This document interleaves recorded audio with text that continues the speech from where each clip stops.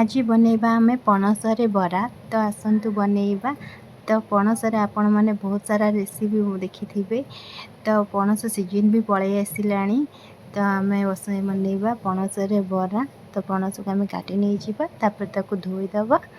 तापर आमे प्रेशर रे सब पणस को देकी सेतिर अल्प पानी दे दबा। तापर लूण हळदी देकी दीटी आलू देकी पणस को सिझै नै जिबा।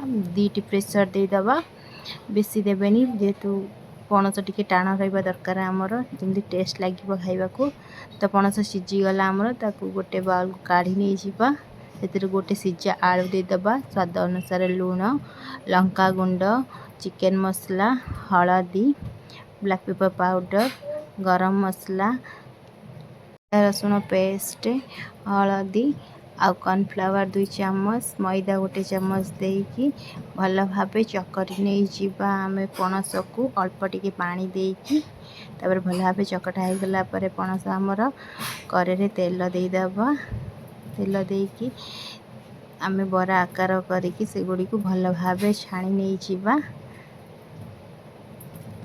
तापर हमर देखिए प्रस्तुत हेई छिबो पणस बरा।